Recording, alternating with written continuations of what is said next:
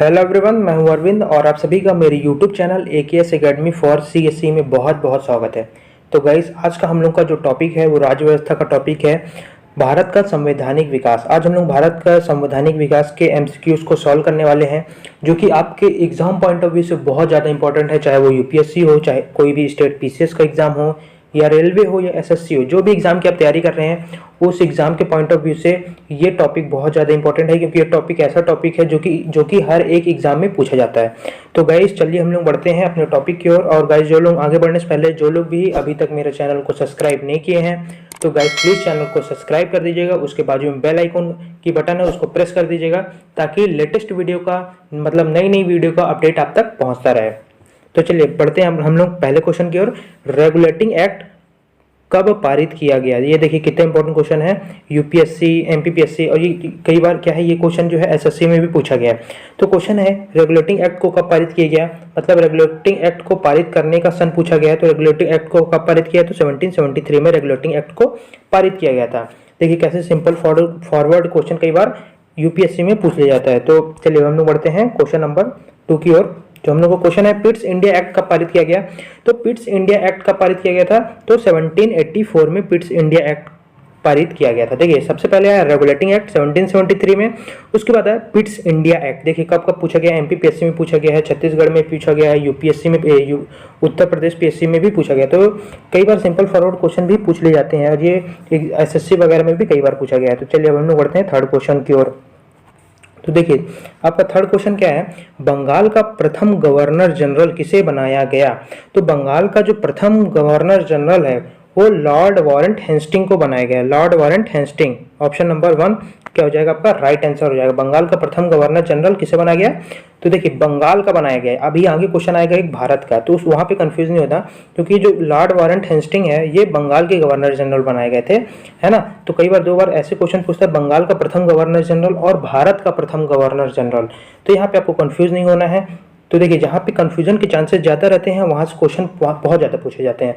तो देखिए बंगाल का प्रथम गवर्नर कौन है? लॉर्ड वारंट हेस्टिंग है। तो आपका आंसर नंबर क्वेश्चन नंबर 3 का ऑप्शन नंबर 1 क्या हो जाएगा? राइट आंसर हो जाएगा। चलिए बढ़ते हैं आगे। तो देखिए गाइस, क्या है, मैंने भारत के संवैधानिक विकास के ऊपर मैंने अलग से डिटेल में लेक्चर बनाया हूँ। उसके 2 पार्ट्स हैं, पार्ट 1 पार्ट 2। तो गाइज जो लोग भी वो वीडियो को नहीं देखे अभी तक, तो प्लीज़ गाइज उस वीडियो को जाके देखिए। मैंने लिंक को डिस्क्रिप्शन में डाल दिया है, तो गाइज उसको प्लीज़ जाके देखिए। अगर वो आप वीडियो देख लेते हैं तो आज के आपके सारे क्वेश्चन क्या है, सॉल्व हो जाएंगे। तो गाइज चलिए हम लोग बढ़ते हैं क्वेश्चन नंबर 4 की ओर। क्वेश्चन नंबर 4 क्या पूछा गया है? नियंत्रण मंडल। नियंत्रण मंडल मतलब बोर्ड ऑफ कंट्रोल का गठन किस अधिनियम के तहत किया गया? देखिए पहले क्या था कि जो शासनिक प्रशासनिक जो अधिकार थे वो किसके पास थे? तो ईस्ट इंडिया कंपनी के पास थे। तो हुआ क्या कि 1784 में पिट्स इंडिया एक्ट के तहत एक नए मंडल की शुरुआत की गई, नियंत्रण मंडल, जिसे बोर्ड ऑफ कंट्रोल भी कहा गया। तो वो शासनिक प्रशासनिक अधिकार किसे दे दिए गए? तो नियंत्रण मंडल को दे दिए गए। इसका ऑफिस कहाँ पे लगता था? तो लंदन में लगता था। तो गाइज इसका ऑप्शन क्या हो जाएगा? ऑप्शन नंबर 4 हो जाएगा। राइट, मतलब ऑप्शन नंबर 2 राइट आंसर हो जाएगा क्वेश्चन नंबर 4 का। तो नियंत्रण मंडल का गठन किस अधिनियम के तहत किया गया? पिट्स एक्ट 1784, है ना। ये देखिए क्वेश्चन कब पूछा गया? तो UPSC में पूछा गया है, MPPSC में पूछा गया है, और आपके UPSC में भी पूछा गया है। चलिए हम बढ़ते हैं क्वेश्चन नंबर 5 की ओर। तो आपका क्वेश्चन नंबर 5 है, मुंबई व मद्रास प्रेसिडेंसी के विधायी व कार्यपालिका अधिकार किस एक्ट के तहत क्या है, छीन लिए गए थे? तो देखिए मुंबई व मद्रास प्रेसिडेंसी के विधायी व कार्यपालिका अधिकार चार्टर एक्ट 1833 के तहत छीन लिए गए थे। यहाँ पे देखिए, यहाँ पे आपको क्या दिख रहा है? यहाँ पे केंद्रीकरण की शुरुआत यहाँ से हो रही है। देखिए विधायिका व कार्यपालिका अधिकार छीन लिए गए, तथा किसको दे दिए गए थे? तो कलकत्ता को दे दिए गए थे, है ना। कलकत्ता प्रेसिडेंसी, मतलब उस समय क्या होता था? बंगाल प्रेसिडेंसी लगती थी। तो बंगाल प्रेसिडेंसी को मुंबई व मद्रास प्रेसिडेंसी के विधायी व कार्यपालिका अधिकार को दे दिया गया था। तो किस एक्ट के तहत किया गया था? चार्टर एक्ट 1833 के तहत ऐसा किया गया था। तो चलिए अब क्वेश्चन देख लीजिए कब पूछा गया। तो UPSC में पूछा गया है, MPPSC में भी पूछा गया है, और छत्तीसगढ़ PSC में भी पूछा गया क्वेश्चन है ये।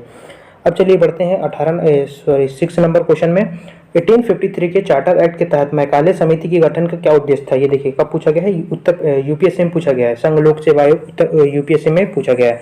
तो देखिए जो 1853 के तहत चार्टर एक्ट के तहत मैकाले समिति का जो गठन का जो उद्देश्य था वो क्या था? सिविल सेवा में सुधार। देखिए पहली बात ये कि पहले जो सिविल सेवा की जो परीक्षाएं होती थी वो लंदन में होती थी, भारत में नहीं होती थी। और दूसरा उसकी एज लिमिट बहुत ही ज़्यादा कम थी, लगभग 21 ईयर थी कि यदि आप 21 ईयर से यदि आप ज़्यादा हैं तो सिविल सेवा में आप भाग नहीं ले सकते। तो उसमें सुधार के लिए ये मैकाले समिति का गठन किया गया था। तो किस अधिनियम के तहत? तो 1853 के चार्टर एक्ट के तहत किया गया था। चलिए सातवां नंबर क्वेश्चन पूछा गया है कि निम्न में से किस एक्ट में एकीकरण का प्रभाव दिखाई देता है ना? ये देखिए यूपीएससी में पूछा गया क्वेश्चन है। देखिए तर्क टाइप से क्वेश्चन पूछता है आपकी यूपीएससी में। तो देखिए निम्न में से किस एक्ट में एकीकरण का प्रभाव दिखता है? तो देखिए 1833 में क्या किया गया था? 1833 में बॉम्बे और मद्रास प्रेसिडेंसी के विधायी व कार्यपालिक अधिकार किसे दे दिए गए थे? तो बंगाल प्रेसिडेंसी को दे दिए गए थे। अभी मैंने शायद 4th या 5th क्वेश्चन को में इसको सॉल्व कराया था, है ना? तो यहाँ पे क्या हुआ? केंद्रीकरण की शुरुआत हो रही। तो केंद्रीकरण मतलब एकीकरण होता है ना? तो इसका मतलब क्या हुआ कि निम्न में किस एक्ट में एकीकरण का प्रभाव दिखता है? तो चार्टर एक्ट 1833, है ना गाइस। मैंने अब बताया भी कि जो आपके भारत के संवैधानिक विकास के ऊपर मैंने अलग से लेक्चर बनाया हुआ है। तो गाइस यदि आप वो लेक्चर को नहीं देखें तो प्लीज़ उसको देखिए। मैंने क्या है लिंक को डिस्क्रिप्शन में डाल दिया। तो यदि आप वो कर लेते हैं ना तो ये जितने भी सारे क्वेश्चन हैं जो कि आपके यूपीएससी, एमपीपीएससी, छत्तीसगढ़ पीएससी में आए हैं, एक भी क्वेश्चन नहीं छूटेगा, सारे क्वेश्चन सॉल्व जाएंगे। बहुत अच्छे से मैंने उसको पढ़ाया है। तो गाइस प्लीज़ उसको जाके देखिए, लिंक क्या है डिस्क्रिप्शन में है। चलिए अब हम लोग का क्वेश्चन नंबर 8, कंपनी का शासन किस एक्ट के तहत समाप्त किया गया है ना? एसएससी में पूछा गया क्वेश्चन है कंपनी का शासन। देखिए पहले 1858 के तहत 1858 के पहले किसका शासन था? तो कंपनी का शासन था। 1858 के बाद किसका शासन था? तो ब्रिटिश इंडिया, है ना? ये बात आपको एकदम ध्यान से आपको सुनना है। और क्या है आप क्या है इस सारी चीज़ों को आप क्या है अपने नोटबुक में नोट करते चलिए ताकि एक अच्छा नोट्स तैयार हो जाए। और आपके एग्जाम के पहले यदि आप उसको रिवाइज कर लेते हैं तो सारी चीज़ें आपको एक बार में याद रहती हैं। तो देखिए क्वेश्चन नंबर 8 है कि निम्न में से किस एक्ट के तहत कंपनी का शासन को समाप्त कर दिया गया? तो कौन से एक्ट के तहत? तो 1858 के भारत शासन अधिनियम के तहत क्या है? 1858 के भारत शासन अधिनियम के तहत कंपनी के शासन को समाप्त कर दिया गया, है ना? चलिए क्वेश्चन नंबर 9, भारत परिषद, है ना? भारत परिषद की स्थापना किस एक्ट के तहत की गई? एमपीपीएससी में पूछा गया है। तो जो भारत परिषद की जो स्थापना है ना? वो भारत परिषद की जो स्थापना है वो किसके तहत की गई थी? तो भारत शासन अधिनियम 1858 मतलब 1858 का भारत शासन अधिनियम। देखिए 1858 के भारत शासन अधिनियम में बहुत सारे परिवर्तन किए गए थे। भारत परिषद की स्थापना की गई थी जो 15 सदस्यीय टीम थी, है ना? 15 सदस्यीय टीम थी जिसका कार्य क्या था कि भारत में संवैधानिक विकासों की निरीक्षण करना तथा नए क्या देना अपने संविधान में, मतलब कि संवैधानिक विकास के लिए नए संशोधन करना भारत परिषद का काम था। जिसका सचिवालय कहाँ था? जिसका सचिवालय मतलब कि मुख्यालय होता है, सचिवालय मतलब मुख्यालय। तो इसका सचिवालय कहाँ था? तो लंदन में था। चलिए क्वेश्चन नंबर 10 की ओर, भारत का प्रथम गवर्नर जनरल। देखिए भारत का प्रथम गवर्नर जनरल पूछा गया है तो कौन है? Lord William Bentinck. Option number 1 क्या हो जाएगा? राइट आंसर हो जाएगा आपका। चलिए बढ़ते हैं अब 11 नंबर क्वेश्चन की ओर। भारत का प्रथम वायसराय, भारत का प्रथम वायसराय इसमें पूछा गया है। तो देखिए भारत का जो प्रथम वायसराय है वो कौन है? लॉर्ड कैनिंग है ना? Lord Canning. देखिए यदि आप मेरे पूरे लेक्चर को देख भी रहे हैं, शुरू से देख रहे हैं तो भी आप बता सकते हैं। देखिए कैसे कि लॉर्ड वारन हेस्टिंग भी हो गया, लॉर्ड विलियम बेटिंग भी हो गया बंगाल का। ये देखिए जो लॉर्ड विलियम बेटिंग है बंगाल का प्रथम गवर्नर जनरल, है ना? लॉर्ड वारन हेस्टिंग क्या था? वो भारत का प्रथम गवर्नर जनरल। अब बचा क्या? Lord Canning. तो लॉर्ड कैनिंग की मतलब कि आपको यदि 2-3 चीज़ें पता है ऑप्शन में तो आप ऑप्शन को रिजेक्ट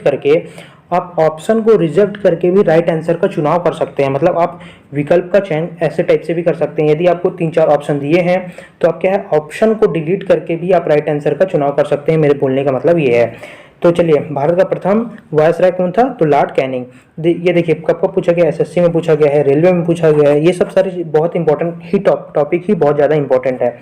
अब देखिए बढ़िए 12 नंबर क्वेश्चन की ओर। तो क्वेश्चन पढ़िए, देश में पहली बार अप्रत्यक्ष निर्वाचन प्रणाली की शुरुआत कब हुई? तो देखिए, देश में सर्वप्रथम जो अप्रत्यक्ष निर्वाचन प्रणाली की शुरुआत हुई थी वो 1892 में हुई थी। 1892 का भारत शासन अधिनियम है ना। तो 1892 के भारत शासन अधिनियम के तहत क्या है, पहली बार अप्रत्यक्ष निर्वाचन प्रणाली की शुरुआत हुई थी। तो ऑप्शन नंबर क्या हो जाएगा आपका? ऑप्शन नंबर 1 क्या हो जाएगा? राइट आंसर हो जाएगा। चलिए अब बढ़ते हैं क्वेश्चन नंबर 13 की ओर। क्वेश्चन नंबर 13 पूछ रहा है कि मार्लियामेंटो सुधार किस अधिनियम को कहा जाता है? देखिए, इसमें मार्लियामेंटो सुधार पूछा गया है कि किस अधिनियम को मार्लियामेंटो सुधार कहा जाता है। तो जो मार्लियामेंटो सुधार जो है 1919 के भारत शासन अधिनियम को कहा जाता है। ये आपके यूपीएससी में भी पूछा गया है, उत्तर प्रदेश पीएससी में पूछा गया और एसएससी वगैरह में भी पूछा गया क्वेश्चन है ये। मार्लियामेंटो सुधार किस अधिनियम को कहते हैं? तो 1909 मतलब 1909 का भारत शासन अधिनियम को कहते हैं। चलिए आपका 14 नंबर क्वेश्चन, मुसलमानों के लिए पृथक निर्वाचन प्रणाली की शुरुआत कब की गई? तो देखिए, मुसलमानों के लिए जो पृथक निर्वाचन प्रणाली की शुरुआत की गई थी 1909 में की गई थी। देखिए, यहाँ पे मुसलमान पूछा गया है, यहाँ पे एक और शब्द लगा सकते हैं, सांप्रदायिक चुनाव प्रणाली की शुरुआत, है ना। यहाँ पे मुसलमान, देखिए कई टाइप से क्वेश्चन पूछते हैं। यहाँ पे मुस्लिम भी लिख सकता है, सांप्रदायिक पूछ सकता है, सबका मतलब एक ही होता है ना, सांप्रदायिक। नोट कर लीजिए चाहे तो, सांप्रदायिक, है ना। तो देखिए यहाँ पे दो तीन टर्म आपको लगा सकता है, तो आपको ये सब सारी चीजें पता होनी चाहिए कि देखिए, पहले तो मुस्लिमों के लिए पृथक निर्वाचन प्रणाली की शुरुआत कब हुई? तो 1919 में। अब मुस्लिम की जगह सांप्रदायिक चुनाव भी लिख सकता है ना। दोनों का मतलब एक ही होता है। तो चलिए अब हम लोग बढ़ते हैं क्वेश्चन नंबर 15 की ओर। सांप्रदायिक निर्वाचन प्रणाली का जनक, है ना, ये देखिए मैंने यहाँ पे वर्ड भी लिख दिया, सांप्रदायिक, है ना। सांप्रदायिक निर्वाचन प्रणाली का जनक किसे कहा जाता है? लॉर्ड मिंटो कहा जाता है ना। तो ये आपके एमपीएसआई में पूछा गया है, सांप्रदायिक निर्वाचन प्रणाली के जनक किसे कहा जाता है? लॉर्ड मिंटो, है ना, ध्यान में रखेंगे आप। अब देखिए क्वेश्चन नंबर 16 क्या पूछा है, मॉन्टेस्क्यू चेम्सफोर्ड सुधार किस अधिनियम को कहा जाता है? देखिए, मॉन्टेस्क्यू चेम्सफोर्ड सुधार जो है वो 1919 का भारत शासन अधिनियम को कहा जाता है ना। ये आपको ध्यान में रखना है। मॉन्टेस्क्यू चेम्सफोर्ड सुधार किस अधिनियम को कहा जाता है? तो 1919 का भारत शासन अधिनियम। आपके एमपीएसआई में पूछा गया क्वेश्चन है ये। अब क्वेश्चन है क्वेश्चन नंबर 17, देश में पहली बार प्रत्यक्ष निर्वाचन प्रणाली को कब अपनाया गया? देखिए, आपके एमपीपीएससी, उत्तर प्रदेश पीएससी में पूछा गया है, देश में पहली बार प्रत्यक्ष निर्वाचन प्रणाली को कब अपनाया गया? तो कब अपनाया गया था? 1919 के भारत शासन अधिनियम के तहत अपनाया गया था, है ना। तो ये सब सारी चीजें क्या है आपको ध्यान में रहनी चाहिए कि कई बार क्वेश्चन ऐसे डायरेक्टली पूछ लिया जाता है। देश में पहली बार प्रत्यक्ष निर्वाचन प्रणाली को कब अपनाया गया था? 1919, है ना, 1919 के भारत शासन अधिनियम के तहत अपनाया गया था, है ना। आपको जनरली चीजें, ये सब सारी चीजें बहुत ज्यादा इंपॉर्टेंट, आपको ऐसे ही याद होना चाहिए, बिना एग्जाम पॉइंट ऑफ व्यू से भी याद होना चाहिए। खैर एग्जाम के लिए तो आपको पढ़ना ही है, लेकिन अदर भी आपको चीजें पता होनी चाहिए। देखिए क्वेश्चन नंबर 18 है। क्वेश्चन नंबर 18 है, द्विसदनीय व्यवस्था कब लाई गई? देखिए, द्विसदनीय व्यवस्था जो है वो 1919 में लाई गई थी, बट यहाँ पे लागू नहीं की गई थी। बहुत ज्यादा इंपॉर्टेंट है ये क्वेश्चन। दो टाइप से पूछता है, द्विसदनीय व्यवस्था कब लाई गई, और दूसरा पूछता है द्विसदनीय व्यवस्था कब लागू की गई, है ना। तो यहाँ पे जब कब लाई कब गई? 1919 में लाई गई, और लागू कब की गई थी? तो 1935 में लागू की गई थी। तो ये देखिए आपके दो, उत्तर प्रदेश में पूछा है, मध्य प्रदेश पीएससी में पूछा है ना। तो बहुत ज़्यादा इंपॉर्टेंट है ये क्वेश्चन, क्योंकि ये क्वेश्चन दो तीन टाइप से पूछ सकता है, इसलिए मैंने आपको यहाँ पे डिस्कस कर दिया। द्विसदनीय व्यवस्था कब लाई गई थी, तो कब लाई कब गई थी ये पूछता है, और लागू कब हुई ये भी पूछता है ना। तो आपको इसको दो टाइप से आपको समझना है। अब क्वेश्चन नंबर 19 है, अखिल भारतीय संघ की स्थापना कब की गई थी? तो अखिल भारतीय संघ की जो स्थापना है वो 1935 के भारत शासन अधिनियम के तहत की गई। यहाँ पे 1935 के भारत शासन अधिनियम के तहत अखिल भारतीय संघ की स्थापना की गई थी, है ना। अब चलिए क्वेश्चन नंबर 20 की ओर।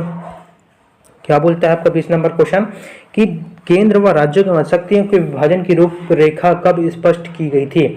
देखिए, केंद्र व राज्यों के मध्य शक्तियों के विभाजन की इस रूपरेखा 1935 के भारत शासन अधिनियम के तहत स्पष्ट की गई थी।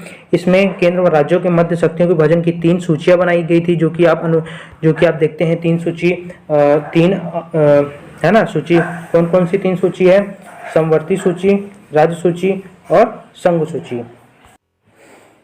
तो यहाँ पे जो शक्तियों को विभाजन जो है वो 3 सूचियों में किया गया है। कौन कौन से जो आप देखते हैं आज आपके संघ सूची, समवर्ती सूची और राज्य सूची, है ना। तो 3 भागों में शक्तियों का विभाजन किया गया था केंद्र व राज्यों के मध्य, है ना। उस टाइम पे किया गया था। कब किया गया था? 1935 के भारत शासन अधिनियम के तहत। अब क्वेश्चन नंबर आपका 21 है, द्वैध शासन व्यवस्था कब लागू की गई? यहाँ पे देखिए, मैंने अभी 19 नंबर क्वेश्चन में बताया था आपको कि जो द्वैध शासन व्यवस्था कब अपनाई गई, तो अपनाई गई 1919 में, मतलब 1919 में अपनाई गई थी, बट वहां पे लागू नहीं की गई थी। तो लागू कब की गई? तो लागू की गई 1935 में, है ना।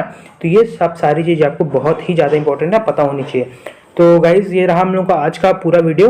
तो गाइज़ कमेंट करके प्लीज़ बताना कि वीडियो कैसा लगा, और आपके जो भी डाउट्स अभी तक रह गए हैं, अभी डाउट क्लियर नहीं हुए, तो प्लीज़ अपने डाउट्स को भी कमेंट बॉक्स में मेंशन करना। और गाइज़ वीडियो छोड़ने से पहले गाइज़ प्लीज़ चैनल को सब्सक्राइब कर देना और वीडियो को लाइक कर देना, और प्लीज़ वीडियो को शेयर कर देना। तब तक के लिए गुड बाय, थैंक यू।